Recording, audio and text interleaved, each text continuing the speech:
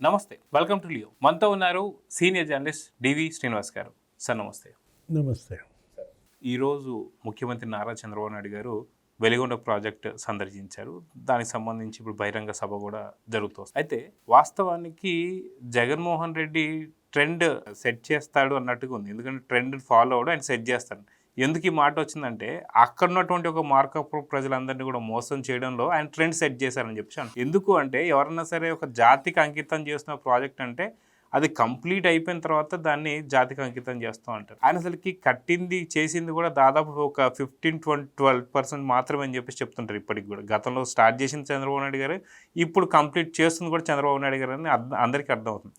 కానీ అది ఇంకా కంప్లీట్ కాకముందే జాతికి అంకితం చేస్తున్నా అని చెప్పి ఆ పదాలు వాడాడంటే దాన్ని ఎలా చూడాలంటారు? పదాలు వాడటం కాదు, జాతికి అంకితం చేసేసాడు. అదే అంటే ఓట్ల కోసం జగన్మోహన్ రెడ్డి ఆడే నాటకాల్లో వెలుగొండ ప్రాజెక్ట్ ఒక నాటకం. అనేక నాటకాలు ఆడాడు. మొన్న ఎన్నికల్లో అతను ఆడుతున్నటువంటి నాటకాలు జనం కూడా విసిగిపోయారు. కుప్పం దగ్గర ఒక నాటకం ఆడాడు. కుప్పంకి నీళ్లు వదులుతున్నా అని చెప్పి హంద్రీనీవా జలాలు అక్కడ గేట్లు తీసుకెళ్లి అక్కడ గేట్లు పెట్టి ఒక 10 ట్యాంకర్లు నీళ్లు పోసి ఆ గేట్లు ఎత్తి వదిలేనన్నాడు. దాంతో పాటు గేట్లు కూడా ఎత్తుపోయాడు. అంటే ఇప్పుడు ఒక కుప్పంకి నీళ్లు వదలటం డ్రామా, లేకపోతే మీరు అన్నట్టు వెలుగొండ డ్రామా. ఇది 30 ఏళ్ల కళ.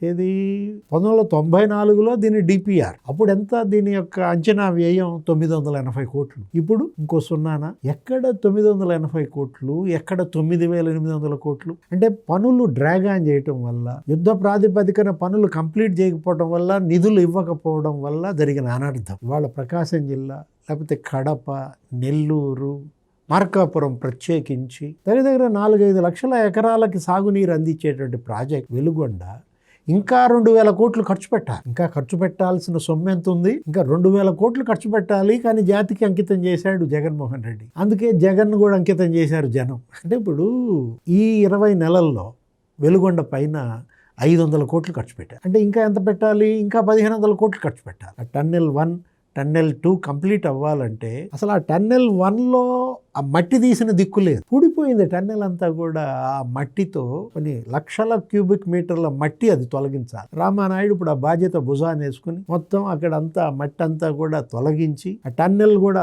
ఆ టన్నెల్ 1లో ఇంకా చేయాల్సినటువంటి 1.8 కిలోమీటర్లు అది కూడా పూర్తి చేయటం. రెండో టన్నెల్లో దగ్గర 11-14 కిలోమీటర్లు అది కూడా కంప్లీట్ చేయడం. ఇప్పుడు ఒక ప్రాజెక్ట్ అది గనక అంచనాల ప్రకారం, ఒక షెడ్యూల్ ప్రకారం, ప్రణాళిక ప్రకారం గనక వర్క్ గనక జరగకపోతే అది అలా గుదిబండగా మారుతుంది అనే దానికి ఇదే ఉదాహరణ. రాజశేఖర రెడ్డి హయాంలో అదే జరిగింది. దాని పేరు ఏదో పోల సుబ్బయ్య వెలుగొండ ప్రాజెక్ట్ అని నామకరణం చేశాడే తప్ప ఆయన అక్కడ చేసింది కూడా ఏమీ లేదు. అందులో టన్నెల్లో మిషన్ ఇరుక్కుపోయింది. టన్నెల్లో మిషన్ ఇరుక్కుపోతే ఆ మిషన్ తీసిన దిక్కు లేదు. అంటే అన్ని ప్రాజెక్టులు మరి శరవేగంగా జరుగుతున్న వెలుగొండ ప్రాజెక్టు అసలు ఈ పని అర్ధంతరంగా ఆగిపోవడానికి కారణమే అదనమాట. మిషన్ టన్నెల్లో ఇరుక్కుపోయిన పరిస్థితుల్లో ఇప్పుడు నల్లమల సాగర్కి ఇవాళ ఒక 45 టీఎంసీలు ఎత్తిపోయారు. ఏది శ్రీశైలం నుంచి తీసుకుని ఆ తర్వాత ఆ నీటిని ఈ కరువు ప్రాంతం ఏది ప్రకాశం జిల్లాలో, నెల్లూరులో, ఉదయగిరి నియోజకవర్గం, మార్కాపురం, కడపలో ఆ ప్రాంతాల్లో సాగునీరు అందించడం దీని లక్ష్యం అన్నమాట. అలాంటి ప్రాజెక్టు అది కూడా ప్రకాశం జిల్లా, వెనుకబడిన ప్రకాశం, నెల్లూరు జిల్లాలకు అదే జీవనాడి అనమాట. జగన్మోహన్ రెడ్డి 5 ఏళ్లలో దాని మీద ఖర్చు పెట్టింది ఎంతో తెలుసా? 300 కోట్లు. ఆ 300 కోట్లలో కూడా జాతికి అంకితం చేసే సభకి 100 కోట్లు ఖర్చు పెట్టాడా? ఆ జనాన్ని సమీకరణకు, ఆ మీటింగ్కి, వాటికి, దీనికి. అంటే ఇప్పుడు నేను అంటోంది అదే. ఈ 20 నెలల్లోనే అక్కడ 500-600 కోట్లు ఈ ప్రభుత్వం ఖర్చు పెట్టిందంటే రేపు జూన్ కల్లా దీన్ని కంప్లీట్ చేయాలని, వినియోగంలోకి తేవాలనేటువంటి లక్ష్యంతో ఈరోజు ముఖ్యమంత్రి అక్కడ పర్యటించి అక్కడ ఉన్నటువంటి ఆ రైతులందరినీ పలకరించాడు. అక్కడ అధికారులందరితో కూడా మీటింగ్ పెట్టుకున్నారు. శరవేగంగా పనులు చేయమని చెప్పి ఆదేశించినటువంటి పరిస్థితుల్లో ఇవాళ హార్టికల్చర్ హబ్గా రాయలసీమ మొన్న బడ్జెట్లో కూడా దీనికి 30,000 కోట్లు కేటాయించారు. ఏది హార్టికల్చర్ హబ్గా రాయలసీమను చేయటం కోసమే 30,000 కోట్లు పయావుల కేసు పెట్టిన బడ్జెట్లో 52 రకాల పండ్ల ఉత్పత్తులు అక్కడ పండుతాయి. ఇక్కడ సీమలో అటు దానిమ్మ, ఇటు చీని, బత్తాయి, లేకపోతే అరటి, పులివెందుల మనం తెలుసు కదా. అసలు ఆంధ్రప్రదేశ్లో అత్యధిక తలసరి ఆదాయం ఉన్నటువంటి మండలం ఏదో తెలుసా? లింగాల. కడప జిల్లాలో అక్కడ లింగాల మండలం దగ్గర ఒక్కొక్కళ్ళ తలసరి ఆదాయం 3-4 లక్షలు ఉంటుంది. అరటి, దానిమ్మ, లేకపోతే చీని, బొప్పాయి, 52 రకాల పండ్ల ఉత్పత్తులు.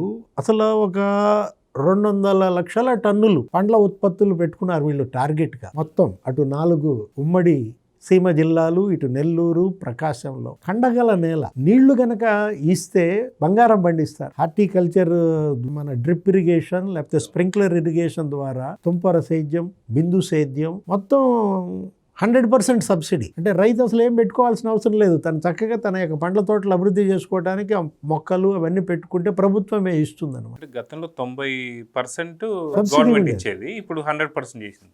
అంటే 90% సబ్సిడీ ఉన్నదాన్ని జగన్మోహన్ రెడ్డి ఏం చేశాడు? రద్దు చేశాడు. జగన్ 5 ఏళ్లలో సీమ పండ్ల తోటలకి, ఉద్యానవనాలకి, హార్టికల్చర్కి పైసా ఇవ్వలేదు. అతను నేను రైతు ఉద్ధారకుడు అంటాడు. చంద్రబాబును రైతు ద్రోహి, సీమ ద్రోహి అని విమర్శిస్తాడు. ఇప్పుడు మళ్ళీ అక్కడ బిగిన్ చేశారు. ఏది రాయలసీమ లిఫ్ట్ ఇరిగేషన్ పెట్టి అక్కడ కర్నూలులో, కడపలో రోజుకో రౌండ్ టేబుల్ కాన్ఫరెన్స్లు పెడుతూ ఆ పురుషోత్తం రెడ్డి వీళ్ళందరినీ ఏదో రాయలసీమ హక్కుల సాధన సమితి అని ఆ మోహన్ రెడ్డి లేకపోతే ఈ కర్నూలు ఈ బ్యాచ్ అందరినీ వైసీపీ వాళ్ళని పెట్టేసి, అంటే సీమ లిఫ్ట్ ఇరిగేషన్ చంద్రబాబు ఆపేశాడు, రేవంత్ రెడ్డి చెప్పాడు అని చెప్పి బిగిన్ చేశారు కొత్త డ్రామా. హరీష్ రావు ఏమంటాడు? అసలు రేవంత్కి ఏం సంబంధం, మేమే ఆపిచ్చాం జగన్తో అని అతను అంటాడు. జగన్మోహన్ రెడ్డి హయాంలోనే రాయలసీమ లిఫ్ట్ ఇరిగేషన్ ఆగిపోయింది. 2020లోనే 1000 కోట్లు ఖర్చు పెట్టారు. దాంట్లో బుడుగులో పోసిన పన్నీర్ అయింది. అక్కడ తవ్వింది గొయ్యి. ఆ గొయ్యి తవ్వటం కోసం 1000 కోట్లు పెద్దిరెడ్డి రామచంద్రారెడ్డి వాళ్ళకి ఇచ్చారనమాట, ఆ తెలంగాణ మంత్రికి కాంట్రాక్ట్. అంటే రాయలసీమలో ఇరిగేషన్ ప్రాజెక్టులకి చంద్రబాబు 5 ఏళ్లలో 2014-19 మధ్య 12,000 కోట్లు ఖర్చు పెట్టాడు. మొత్తం రాష్ట్రం అంతా 70,000 కోట్లు ఖర్చు పెట్టాడు. అదే జగన్మోహన్ రెడ్డి రాయలసీమలో ఎంత ఖర్చు పెట్టాడో తెలుసా? 2,000 కోట్లు. ఎవరు సీమ ద్రోహి? రాష్ట్రం మొత్తం ఎంత ఖర్చు పెట్టాడో తెలుసా ఇరిగేషన్ ప్రాజెక్టుల మీద? 20,000 కోట్లు. ఎక్కడ 70,000 కోట్లు, ఎక్కడ 20,000 కోట్లు, ఎక్కడ 12,000 కోట్లు, ఎక్కడ 2,000 కోట్లు? నేను అన్నది అదే. 2,000 కోట్లలో దీనికి ఒక 300 ఖర్చు పెట్టాడు. 300 కోట్లు ఈ వెలుగొండ దానిపై. మొత్తం ప్రాజెక్టులన్నింటినీ కూడా పాడు పెట్టాడు. పోలవరాన్ని ముంచేశాడు. వాళ్ళ జీవనాడేది ఏది? పోలవరం. డయాఫ్రమ్ వాల్ దెబ్బతీశాడు. గైడ్ బండ్ కుంగిపోయింది. 450 కోట్లతో ఖర్చు పెట్టి అక్కడ డయాఫ్రమ్ వాల్ కడితే అసలు పోలవరం ఇంతవరకు నాకు అర్థం కాలేదంటాడు అంబటి రాంబాబు. టీఎంసీ అంటే ఏంటో తెలియదు, క్యూసెక్ అంటే ఏంటో తెలియదు. బుల్లెట్ దిగిందా లేదా అంటాడు ఇంకో మంత్రి. ఎవరికి దిగింది బుల్లెట్? జనానికి బుల్లెట్ దించారా? ఇప్పుడు జనం జగన్కి బుల్లెట్ దించారా 11 సీట్లతో? అంటే జనాన్ని మీరు మోసం చేస్తే ఇప్పుడు మీరు మోసపోయింది. ఎందుకంటే కారణం చెప్తున్నాను అనమాట. వీళ్ళు చేసిన పాపాలు అవే వీళ్ళకి శాపాలుగా ఎలా మారాయి అనేది.